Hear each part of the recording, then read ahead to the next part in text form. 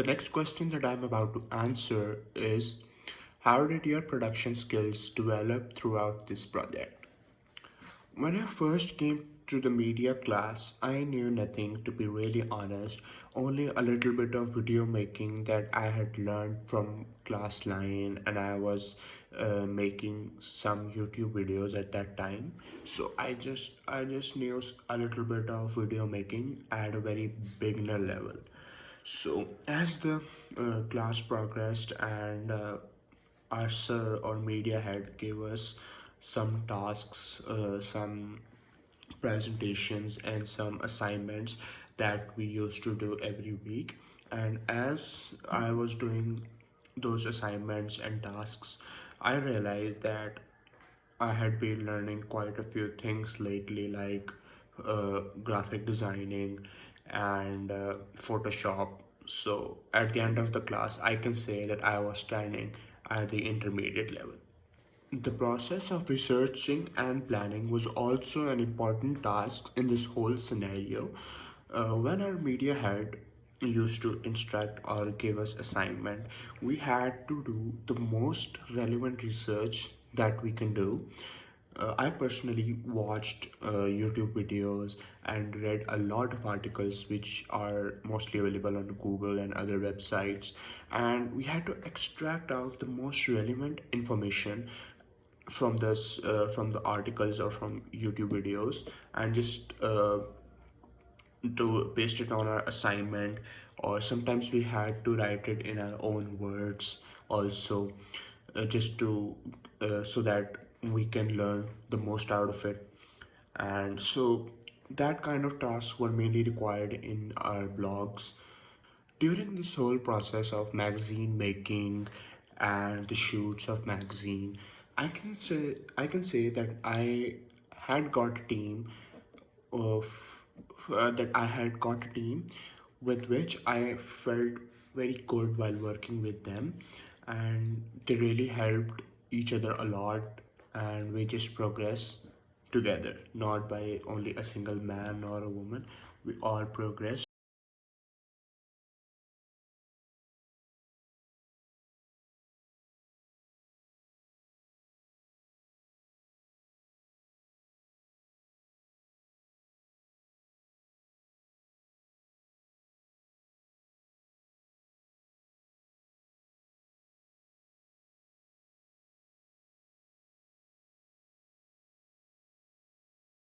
Was quite productive, and making improvisations during the shoot and using hacks and DIYs.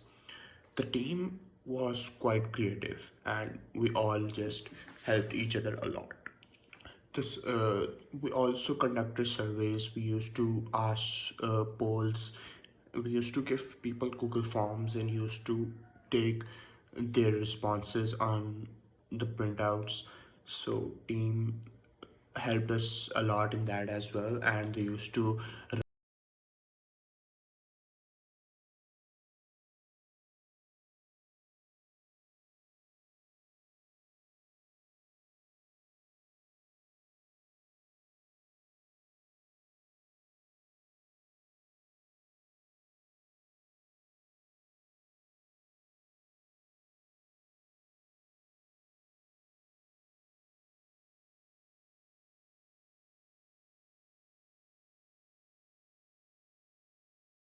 The audience surveys that we conducted were very useful, as it gave us a lot of idea that how our magazine should be, what should be the main topic, what should be the name or the tagline of our magazine, what should be the genre of our magazine, and if we choose a social issue genre, what kind of social issue should be there that needs to be addressed. So uh, the part of the surveys was quite important, and if I personally describe how I did it, I used to make some paper drafts, so write some few questions, and then I used to research more that how to get a better response than that. Then I wrote some more questions on MS Word. Then I used to get a printout of those, and I distributed it in schools, and where students used to give their opinions on it. And then, but at the end, that wasn't an enough response. So I moved to social media, where I used to post Instagram polls and opinions and options. So a quite of number, a quite number of people just voted there, which was quite clear that quite clear response for me, and it helped me a lot in my magazine. The other main aspect was the casting. The casting now was such an important task that I had never done it before in my entire life, and as it was my first professional shoot, so I didn't know where to look upon. But as we were working in a college, so the first idea that came into my mind, that why not ask the schoolmates or my class fellows to just act in my magazine shoot. That could be really useful.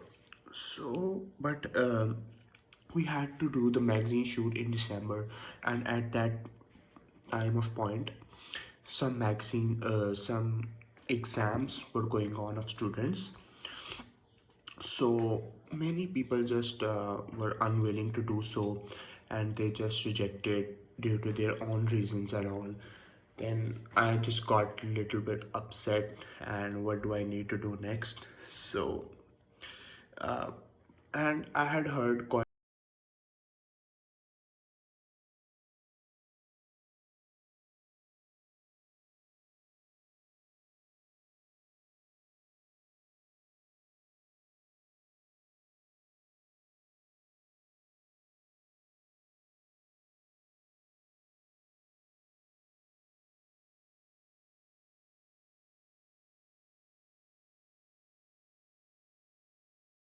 that.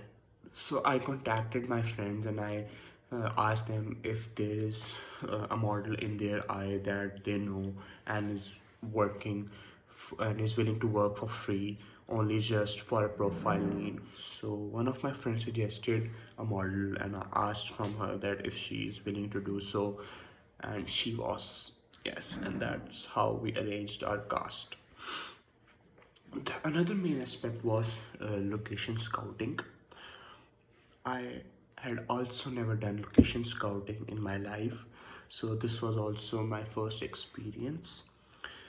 Now, related to our project, which was making a magazine based upon depression, we needed a place that is filled with negative vibes, and a place where a, one person don't feel very good. So,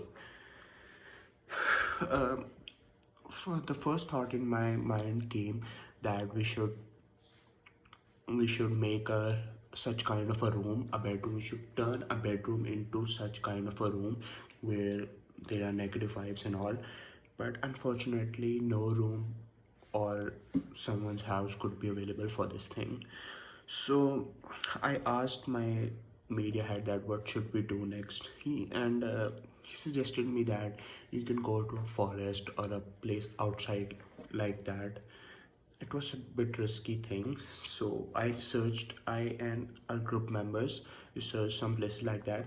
So at the time of location scouting or searching, we found a place that was an empty building, and some negative vibes were coming out of it. We thought that this place could be used, so we just considered that place, and we also went to a park that was besides that building.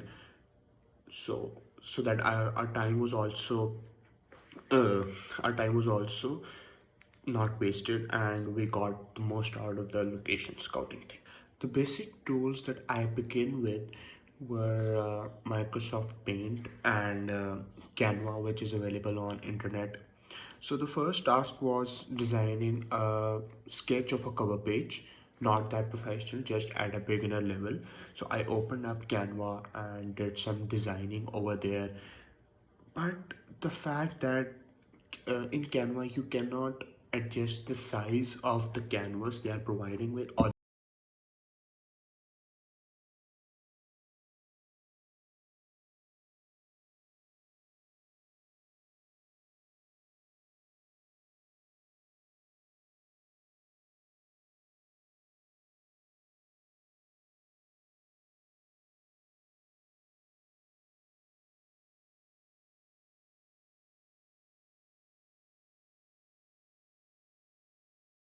that are available to you is equally proportional to the work, the good work that you will produce. So I just needed the good fonts and everything like that. These things helped me move to the Photoshop where I started learning it and all, and at the end it proved quite well. Firstly, I started using Microsoft Paint as a very beginner level and start of my college days. So I used to make we used to get assignments of making the structure of a magazine cover. So I used to make that on Microsoft Paint, and that was a very beginner task. Like we used to place just some shapes and write a text that what should be placed here and stuff like that. So I learned a few basic steps from there, that how do you position some things like shapes and text onto your page or canvas where you are doing the designing part. The next things that comes up are the font family, where you decide what kind of font your text should be. Moreover you learn how to upload images and where should it be placed in a magazine. So, furthermore, you also learn that what theme of the colors of the text and the main image should match upon that it looks attractive to the audience and the reader. So I learned these things in Photoshop, and the few beginner things, like as I explained earlier, like the structure, drawing shapes and main text. I learned these beginning things in Microsoft Paint. As I explained earlier, I worked on Canva and Microsoft Paint in the beginning of the days. So Canvas was limited to the size, like you cannot resize the page or the canvas you're designing, or there's just a limited size that they provide with you. So you need to work on that. Moreover, you just need to pay some cash in order to get the full access to the size department. So I was unwilling to do so. And in Microsoft Paint, you can only add a little bit of text of some 2 to 3 fonts of variety and some shapes. You can use some basic tools such as pencil and eraser and like kind of stuff where you can erase text or write it again. So when it comes to uploading images and redesigning images and playing with different fonts of styles, you need to go to a bigger level. So I just felt that these were the limitations that restricted to me to just one part of the designing part. I needed to grow more out of the box, so I just moved to Photoshop. There's a term called rules of compositions. It means that a, a guide towards the best photography, like there are certain restrictions or certain guidelines and certain parameters where you have to be in and click the best photography as you can. Now, in photography, there isn't any such rule where you need to follow certain rules or some kind, but you can be creative in a way that what you want or what you wanna be and something like that. And the thing is, in photography, when you will be creative, your photos will be more good and more energetic as you feel like. I learned rules of compositions by the internet. I read some articles. Moreover, our media had provided us with some handouts where there were some basic rules of compositions that, as a beginner, you need to follow for a good photography, and I did. So, and moreover, I just experimented some of the rules whenever I am out of my house or something, or I'm at an event and I have a phone or a camera in my hands. I just click a random photo in keeping in mind the rules of compositions that I have learned. After rules of composition, there comes the basics of the camera, named as shutter speed, ISO speed, aperture, color temperature, frame rates, etc. Uh, I learned these by reading some articles on the internet, and moreover, we conducted our sir conducted some activities in the school, and he taught us that he actually brought camera in the class, and he showed us that what is an aperture, shutter speed, and ISO. He told that the aperture is known as the area which the light uh, comes on to the camera's frame, and the shutter speed is for the shutter speed is the how the camera controls the duration of the light, and the ISO speed is the controlling the sensitivity of the sensor which senses the light, and color temperature is where you can set it. If you want the image to be warmer, you can set it to the yellow side. It looks a little bit hotter and warmer, and if you want the temperature of the image to be colder, you can shift it towards the blue area where you can yeah, where you can see that the image is getting colder, to show that the weather is a little bit colder in the frame. Same like that, we learned the camera movements like dolly in, dolly out, and close shot, mid shot, close up shot, like these. So usually used to provide us handouts where we used to read them at home, and do some experiments related to that with the help of cell phone or a camera if we have. And for personally, I personally had a digital camera where I learned most of the basics on, like zoom in and zoom out only. The things that aperture, shutter speed, and all, I learned later on when I joined media studies in A levels.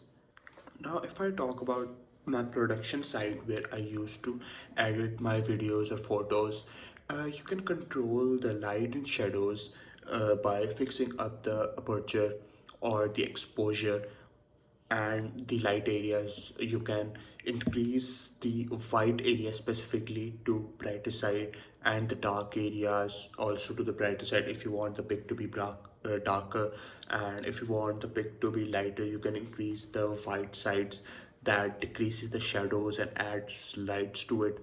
So I learned these steps from Adobe Lightroom, where I used to edit my photos and videos.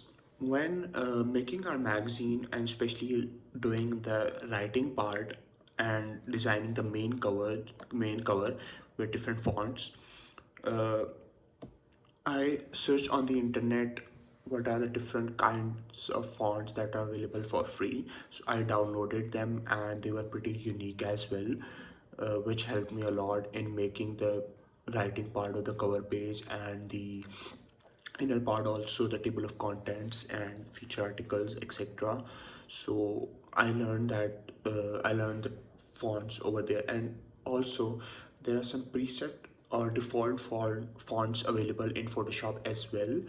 That is also a great variety, but if you want more fonts, you can look upon Google or search for free fonts, free unique fonts, and you'll find a variety of fonts over there as well.